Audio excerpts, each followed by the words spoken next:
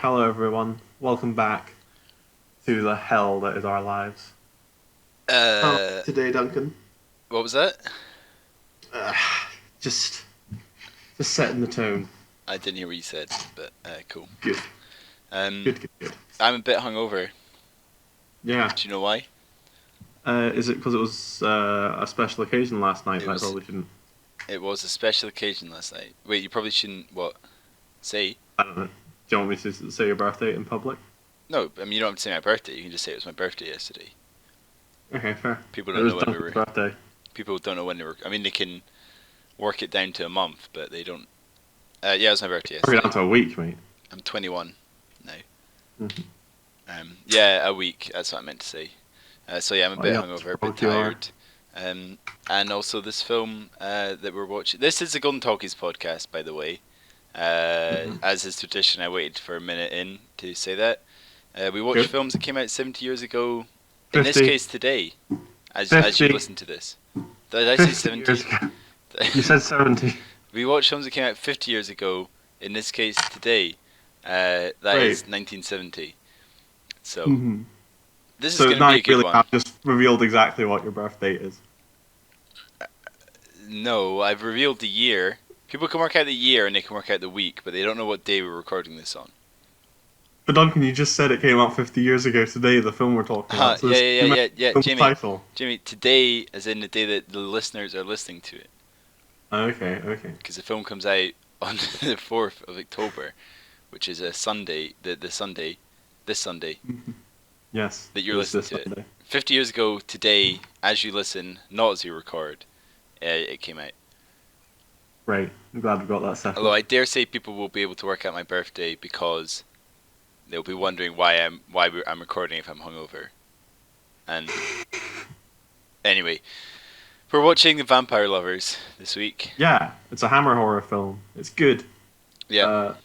Quick review. Hammer Do you Films. want to give some context into what Hammer films are? Well, yeah, I mean they made a lot of very successful horror films based on mainly on the classic characters like Dracula and Frankenstein and stuff between the 1950s and 70s. Yeah. Now, did you know, Jamie, that Hammer Films Mhm. made Woman in Black in 2012? Yes, I did. I saw that the Dutch company had bought them and was Yeah. trying to make use of the brand name. It seems mostly fairly unsuccessfully. Yeah, I mean Woman in Black is an alright. Woman in Black was pretty big at the time. I think mostly because Yeah. it was the first thing people had seen Daniel Radcliffe in since Harry Potter. This is I true. hadn't heard of any of the other ones they'd made. That's true. No, I hadn't either. Yeah. To be fair, people don't really talk about Woman in Black anymore. It was very much a flash in the pan success. It was. Yeah, it was. So yeah, that's Hammer Films who made this film. Yeah. It's good, clean fun, except not clean. Supposed to be shockingly violent. It's not very clean. No, I don't have any historical context this week, Jamie. I went on takemeback.to and Yes. was disappointed to find that the charts were the same. There was no one that I knew's birthday. There were some NFL scores, but I don't think people really care about that. I certainly don't. Yeah, there was really nothing that jumped out at me. There was another article in Time magazine about plane hijackers. So I guess that was a big thing at this exact time. But other than that, I didn't see anything that jumped out at me big time. So Okay. so that's the historical context this week. Perfect. Nothing really happened this week in October 1970. Exactly. I'm sure we're going to look back and then we will see that today was the day Watergate broke or something. But you know what? Probably. Um, Yeah, I mean, as usual, if you've listened to this before, you'll know that we get our news from either what this website says, or from Time magazine and Life magazine, which are of course at least a week behind generally on the news because they're magazines rather than sort of news publications. So, yeah. So there's a very good chance that the 4th of October 1970 something huge happened, but as far as I know. Yeah. I'm going to look it up right now. Okay. Incredible. So we're watching The Vampire Lovers. It's an adaptation of a book called Carmilla, which came out 26 years before Dracula. Yeah, Did you know that? Yeah, it's cool. I did know that. It's not. It didn't become the archetypal vampire text in the way Dracula did, but she's a shame because it's a cool book about a nice lesbian vampire A nice lesbian who vampire. seduces a young teenage girl and then is stopped at the last minute. Yeah. It's Which an is also Irish what book. which is also what this film is about. Yes, this film tries to be a fairly loyal adaptation.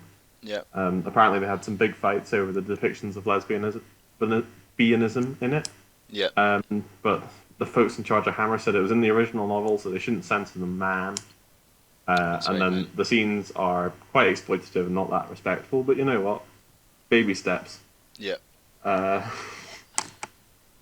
yeah. Do you want me to talk about what happens in it? Did you look? Have you looked up the what happened? Oh, Nothing. on the 4th of October, nothing that interesting. Yeah. Someone That's made the right. highest parachute jump from a tower. Oh yeah, no, I saw that. Yeah, Um, in Osaka, I Umps think. return after 1 day walkout and request for higher wages. Yeah. So there you go. Uh, So nothing happened. Um. George Frederick Mackay died. Okay, Jamie, do the plot. Hit it. Hit it, Okay, Chewie. alright, so first scene is in vaguely medieval times, and we see a man in a tower. He's trying to hunt a vampire, and he sees that a cool cursed shroud, and he goes, I can take this shroud and fight the vampire. And wouldn't you know it, he fights the lady vampire and wins by cutting off her head. That's right. And then we fade to credits. Um, which, you know, End of film. but as we keep talking about credits here, I'm going to say these are bad credits in that they don't have a cool theme song, and that's really what I look for. Yeah, there's no A Man Called Sledge or anything like that here. Yeah, no man called Sledge, no crooked man. Uh-huh. It's a lower tier. It's an F tier credit sequence. Yeah. It's not even that spooky, other than the use of green font. True. So, yeah. But anyway, we now move on to vaguely Georgian times, and we see Is that right? the light. Yeah, they're all wearing the light powdered wigs and stuff. You could But maybe it's say like the first one is the same time period, just like 20 years before. no, no, it's supposed to be quite. Yeah, it's meant to be a bit before, I guess. But it's not a different time period. Well, I mean, if it's without spoiling it, the guy that you see at the start is in the film later on. yeah, but he's an old man, so like maybe 60 years or so. But It's probably not. when's the medieval period? Medieval was probably me going back too far. I guess what Puritan Stuart it would be. Medieval period. He wears the finished in belt buckle on 50s. his hat though, so he must be a Stuart. So that's my because he's like a Puritan boy. You get me? So that must be Stuart and then Georgian. Wait, if so that's- the 15th century would be what, the 1400s, yeah, and nothing happens in the 15th so- century and the vampire's dying. so the medieval era ended in 15th century, and the Georgian era starts in 1714. Yeah, So you're saying that the guy was 300 years old? I was just being a generalized boy. I guess I'm now saying it's the Stuart era. You know, Okay. you don't have to take me to task for everything. No, well, I'm just saying because otherwise people are going to think that this is a film that spans 300 years, and it's not. It spans maybe 40 or 20. Yeah, but the original novel spans 300 years, and that's why I got confused. Oh, okay. Because this film is made by cowards, clearly. By carrots. Cowards. Oh, carrots. Yeah. Cool. Yeah, so we open on a delightful Georgian masquerade ball. It's held by the General, as he is known. I think he has a second name, but if so, I can't remember. The Who's he played by, Jamie? He's played by Peter Cushing of Star Wars fame and CGI Star Wars fame. And CGI Star Wars fame. Did you know that Peter Cushing was in like all the Hammer films? Yeah, I know he was in quite a few, along with Christopher Lee is obviously Yeah. the other Hammer alumnus, although he's not in this one. Because I had no idea. I mean, I didn't really know what Peter Cushing had done other than Star Wars. But when I looked up his filmography, I was kind of expecting like a bunch of stuff, then like Star Wars, then the Vampire Lovers. But it was actually all vampire and Frankenstein and Dracula, apart from Star Wars, pretty much. Which I He's found got a good interesting. face for it. He has a fantastic face for it, yeah, without doubt. But I was just, I mean, I didn't know that. I found it interesting. Yeah. I was surprised. Yeah, well, I didn't really know what he'd done. I No. knew that he had done Hammer stuff. I didn't Yeah. know that was like the main. Thing That was like, he did. he was in Doctor Who and the Daleks as well. Wait, was Oh, he yeah. Doctor Who? No, he was never Doctor Who. I think he might have been the Master at one point or something like that. No, it says Peter Cushing is Doctor Who in this film. He's, oh no, no, he was not. No, no, no, no, I'm no, no. looking at something right now. You're Doctor Who, wrong. Doctor Who and the Daleks, Peter Cushing as Doctor Who. Look, that's weird. Doctor Who and the Why Daleks don't is a people cast him? 1965 film. Peter Cushing is at Doctor Who in Doctor Who and the Daleks 1965 film starring Peter Cushing as Doctor Who. I'm just surprised that no one's ever mentioned this. Like, Well, what weird. I seem to remember the films Because don't people really count. because Paul McGann stars in one Doctor Who film that was incredibly unpopular, and they still count him as one of the Doctors, right? Is So that I don't right? get why you count. Yeah. So why I would you thought the count film. Peter I Cushing thought as the being films two? didn't count. Didn't count. Well, these two don't Well, clearly, anyway, but Paul McGann's regardless, one does. That's why. Oh. regardless, Peter Cushing played Doctor Who. There you go. But other than that, mainly Hammer films. There's a Sherlock Holmes film here, but I don't know. That might be. I mean, I guess that could be made. Is it Private Life of Sherlock Holmes? The Hound of the Baskervilles. Yeah. It's quite generic. Yeah, that's a Hammer film as well. So yeah, basically Hammer films and Doctor Who and Star Wars. I know Chris. I was reading an interview with Christopher Lee recently, and he was saying that he was worried about being typecasted into just Hammer films. That's why he very aggressively tried to branch out. So perhaps that's what happened. Sure. When I was reading the Carmilla Wikipedia page, Christopher Lee was in another adaptation of this, a much looser one, an Italian one, I believe. Yeah. Anyway. Yeah. So cool party. Some mysterious guests have arrived, and everyone's all abuzz about how cool they are. Yeah. There's a mother who may not be named, and then her daughter, whose name is Marcilla, which the more attentive people in the world will notice is a very cool anagram of the word Carmilla. Of course, cool. Exactly. Did that get you? Did I get you this there? Have you been yeah, but I mean, I'm not surprised. Cool. Anyway, the mother announces that her brother has suddenly died and she's going to need to ride away. So would General Peter Cushing mind awfully if her daughter could stay with him while she's gone? And Peter Cushing says, yeah, sure. Peter Cushing has his own daughter. Her name is Laura. No, it's not Laura. It's a different one, isn't it? It is Laura. It's Laura, okay, cool. Yep. And she and Marcella become fast friends. Yep. But something weird's afoot because Laura keeps having nightmares and keeps getting sicker and sicker. Yep. Who knows what it could possibly be? She keeps having visions of a big cat stalking her room. Is it a big cat that she? Yeah. Is it not? Yeah. It's a big. Yeah, yeah. It's a big cat for both of them. Yeah, it's always the big cat because that's like her other form. Yeah, got it. Rather than a dog, as in Dracula, in a cool difference. Or a bat, as in. Yeah, there's like a dream sequence involving it, which tries to be kind of surreal. Yeah, the dream sequence is pretty awful, I thought. Yeah, it doesn't really land properly. It's really just a bunch of images of eyes. Yeah. Kind of like, there's a bit in Trog like that, isn't there? I can't remember if it was a dream sequence dinosaur necessarily. Yeah, the dinosaur bit, exactly. Yeah, I think it's a bit more ambitious than that. I wouldn't say. Well, maybe a little bit. Because in Trog, the dinosaur stuff's literally happening. Whereas here, it's not supposed to be literal. It's supposed to be like. Yeah, I guess that's true. So I'm giving it points for artistic ambition. Okay. Yeah, so that bit doesn't really work. One thing I did notice in this film is that compared to all the American films we've seen, I think almost all the British films we've seen have been very cheaply made. I was thinking in terms of the sets, which are quite good, but are very clearly made on quite a low budget. Well, this was filmed on location a lot as well. This one.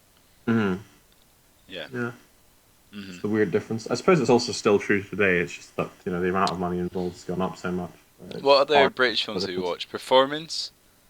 Performance. We watched The Games, which was very cheaply filmed as well. Trog. Trog. Was Too Late the Hero British? It was a co-production. It was a co-production. Yeah. Although that one also didn't seem to be on too big a time. Yeah, I think those are the main ones. But I mean. Yeah.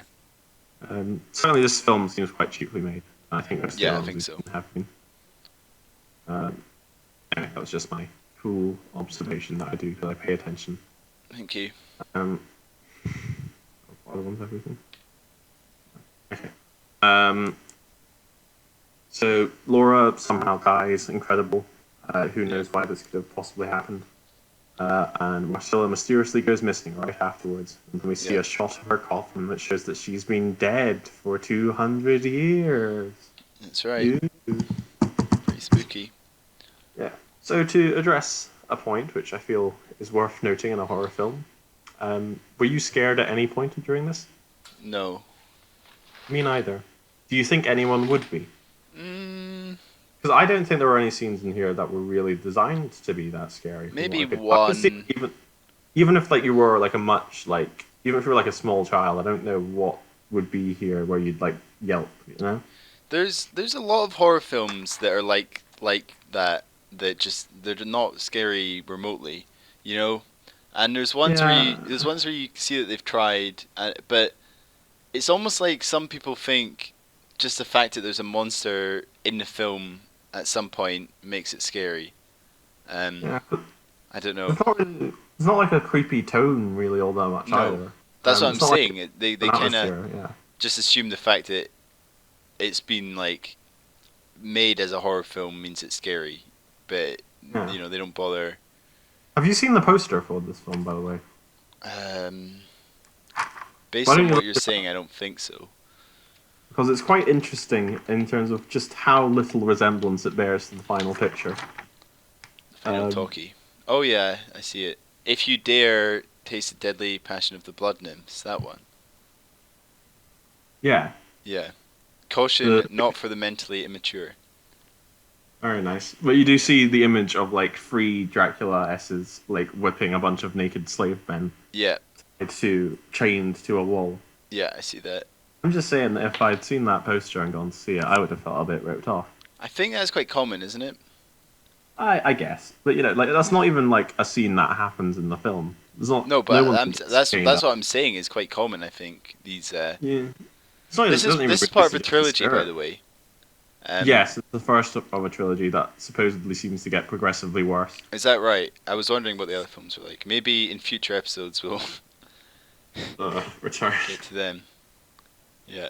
Um, anyway, so after this, the main body of the plot starts. Apparently, in the original novel, all of this stuff is like described, like during the plot. This is all like a flashback from the main novel, and here they just sort of awkwardly bolted it on first.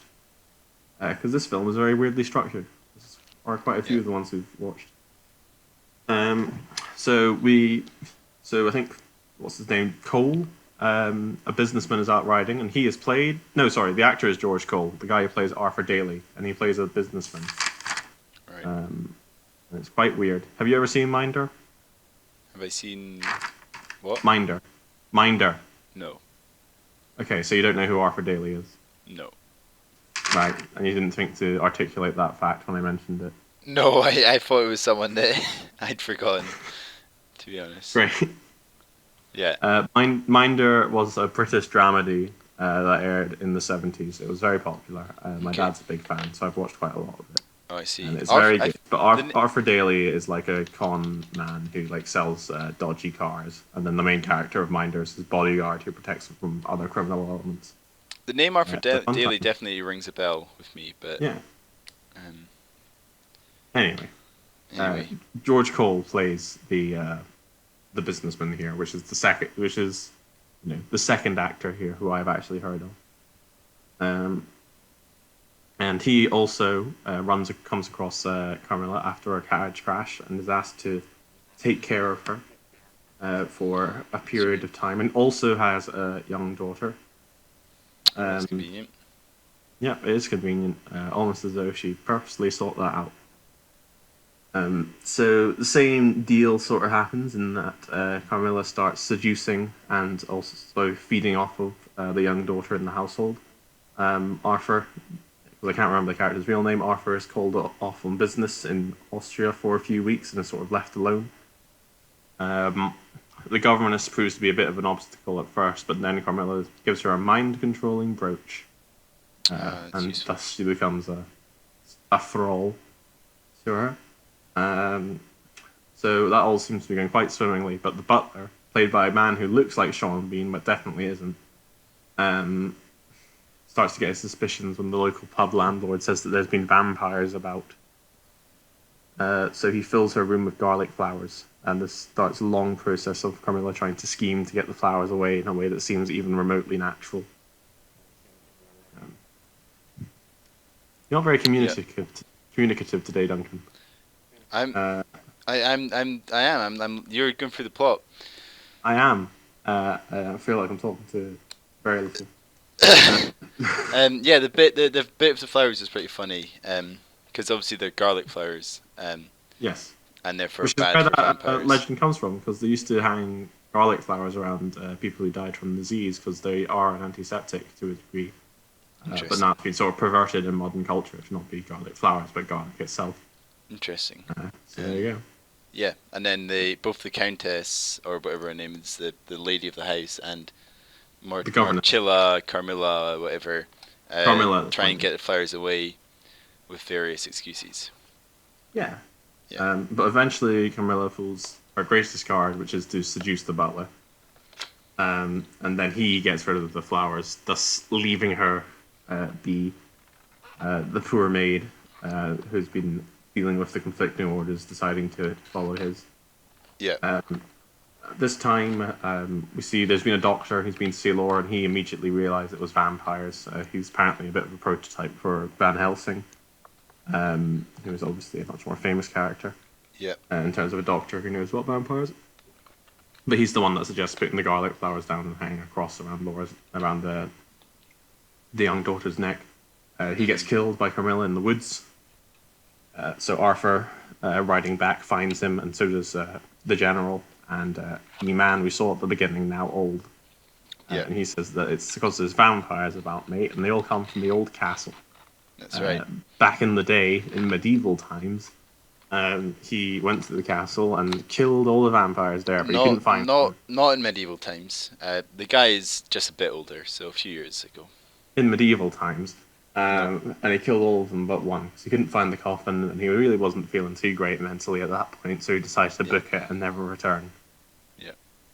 So you know, now that it's all a group of boys, there's also a blacksmith's son who I genuinely forgot was in this film. And Carl. Carl, yes. He much like the garlic flowers, he tries to visit, to check on Emma, and is sent away by the lady of the house. Yeah, there's a lot of this film. There's a lot of ignoring very very obvious signs that there's a vampire around. Yeah. Um, Which is pretty comical. Carl is like in the one scene where Carmilla is talking with what's the daughter's name? Do you remember? Which daughter? Emma. This one. Emma, is that it? Do you mean Emma? Maybe I Jamie? mean Emma. Maybe I mean Emma. Maybe Okay. I mean no. Laura is this one. Emma's another one. Laura is the first daughter. Emma is the second daughter. No, Laura is this one. No.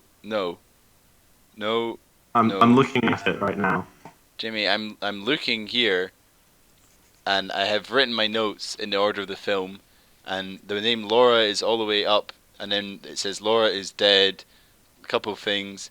Emma also has bad dreams. So I'm telling you for a fact that the first daughter is Laura and the second daughter is Emma. Alright, I've changed it. Okay. Oh, they might have changed it, right? Okay. I was looking at a summary for the book. Right. Rather than this one. Okay. Okay.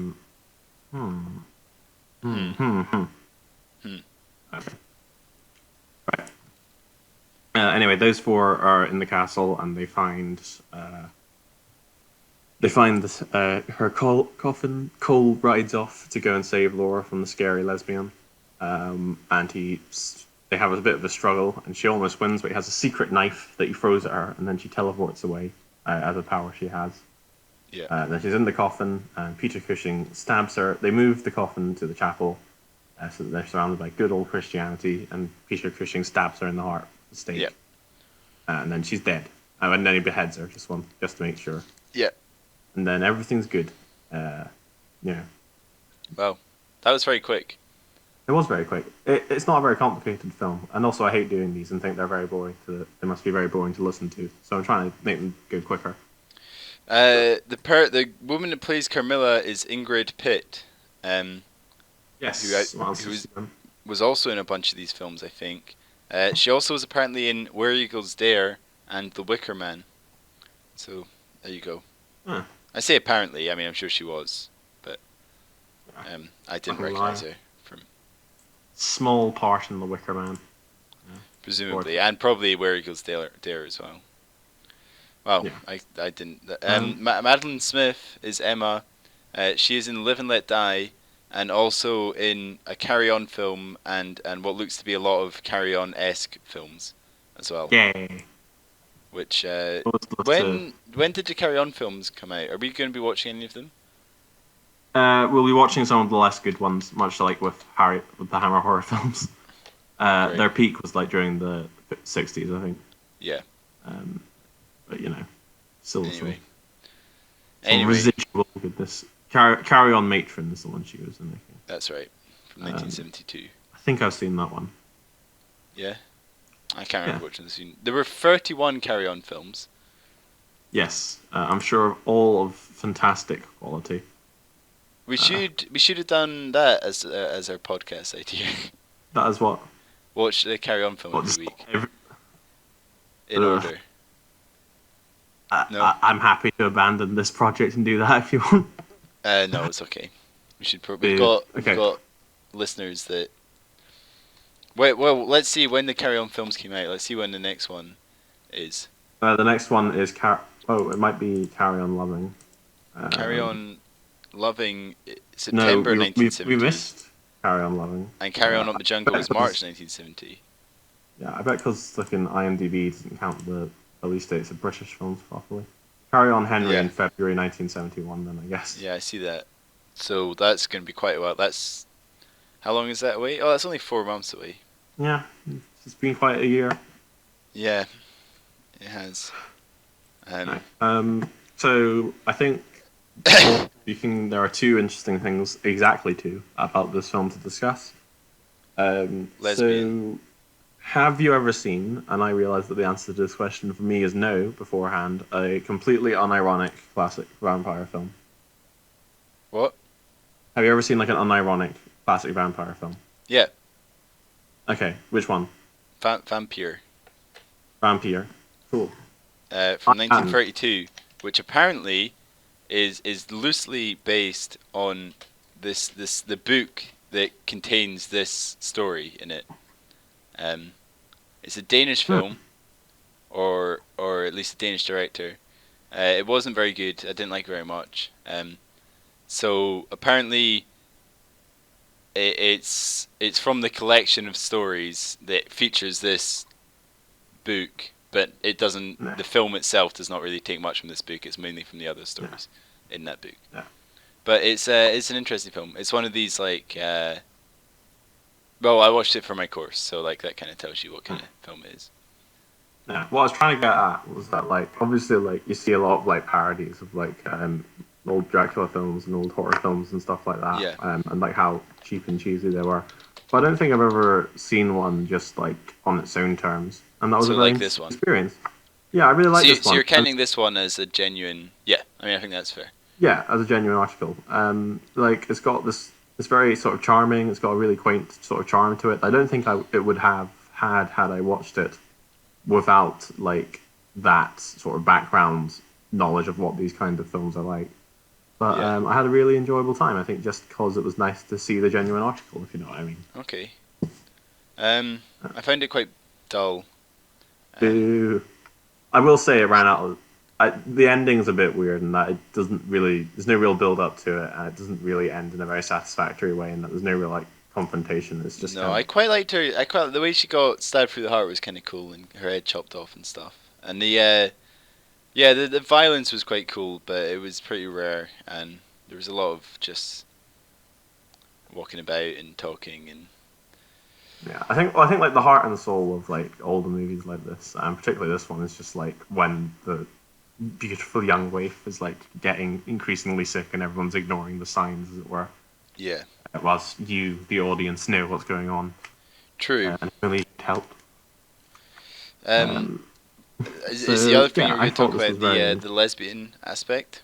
That was the number two thing I was going to talk about Yeah. was the presentation of homosexuality in this film. Yeah. Because I think it's been quite interesting seeing how the films we've watched for this project like treat homosexuality. It reminds me a bit of like in other things I've seen where like the idea like it's fine and like but it's always treated as like a choice, if you know what I mean. Like the base assumption is that like we could all be like kind of attracted to like the same sex. It's just that some of us aren't willing to take that step, if you know what I mean. Yeah. Like thinking about films like Performance in particular, but also like Beyond the Valley of the Dolls and The Regular Valley of the Dolls, and stuff like Yeah. that. Um. Yeah. I mean, I guess those ones kind of. I mean, the people were kind of rejecting that idea, but I feel like the idea is more that there seems to be this recurring trend that all the gay people actively try and make everyone else gay for them.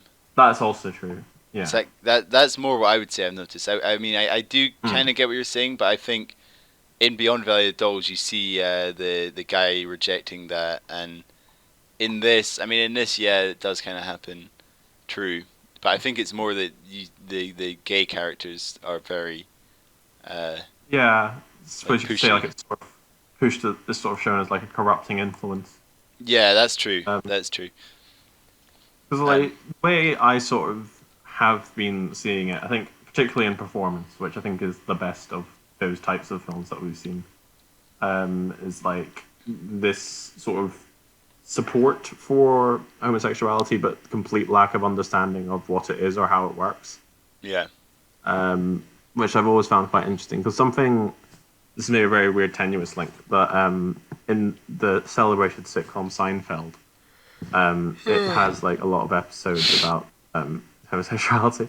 But what's weird about Seinfeld is that whilst it clearly very, very dearly wants to be like supportive and progressive, it can't be because it has absolutely no idea about how it works, and it always, Right. always treats it as a choice.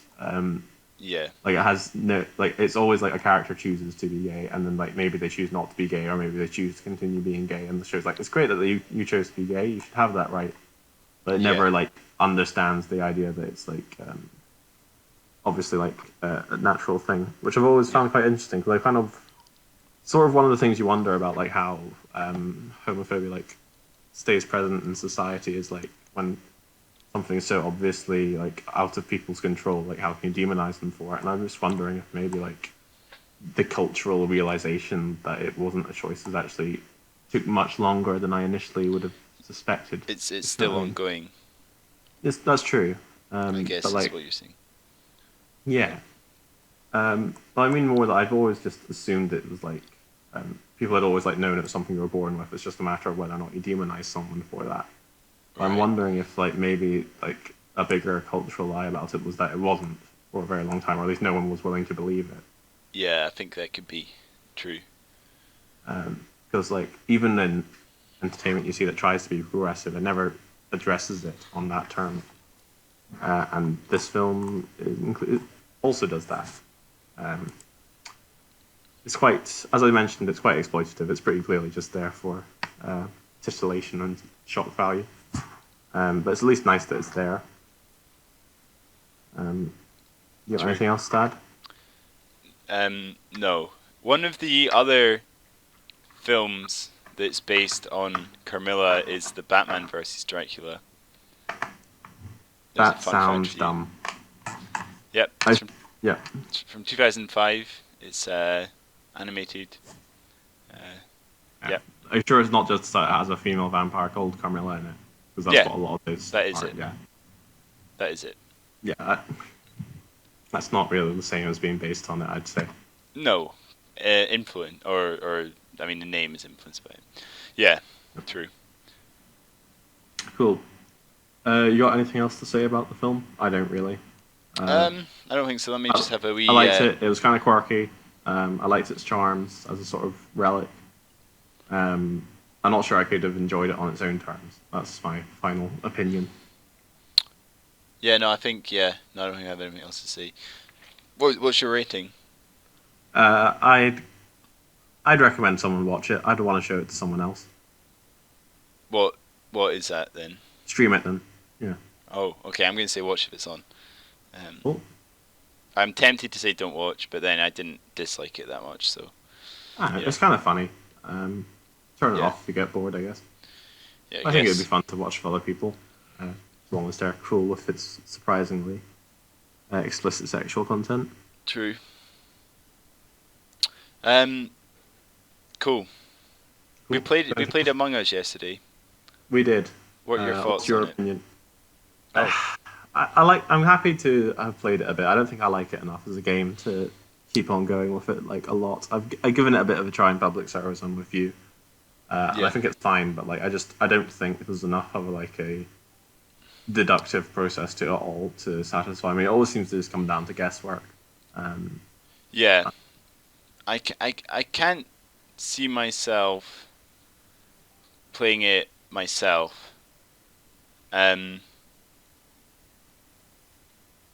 you know what I mean? Like, yeah, I think it's a very good party game, but more just because it's something that everyone can get for free or for mm, cheap, and then you can just chat while playing it, and it kind of keeps the chat going, the conversation going because you're playing the game. yeah, Um, yeah, mm. you know what I mean?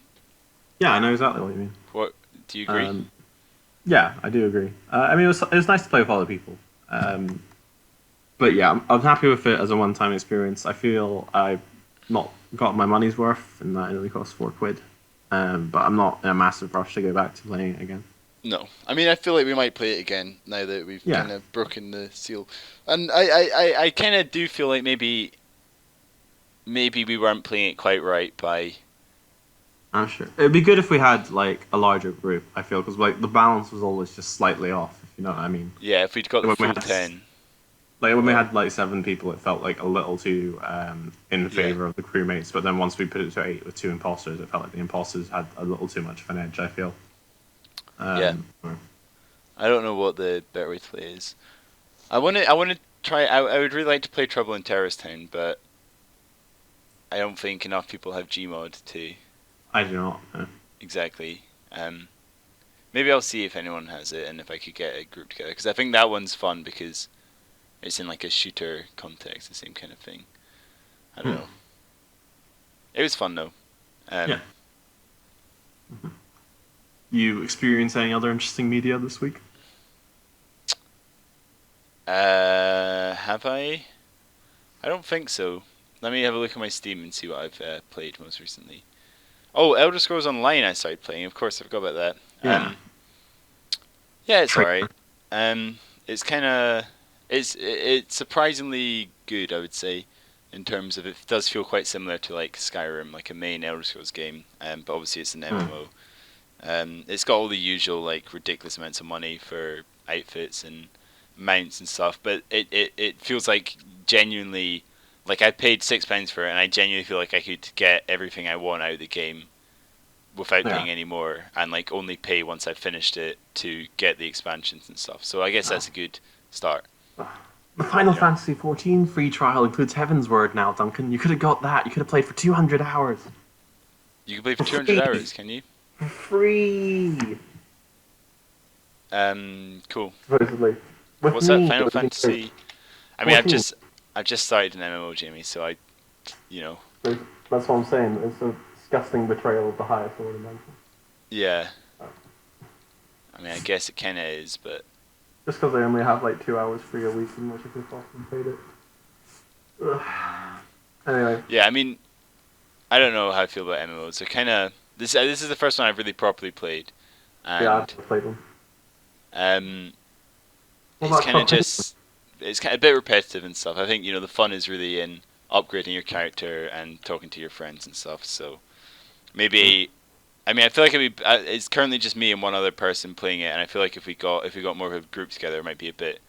I mean, it's still really fun, but it might be a bit more about like the teamwork and stuff. Whereas now we're kind of just going through quests, doing stuff. But yeah, Yeah.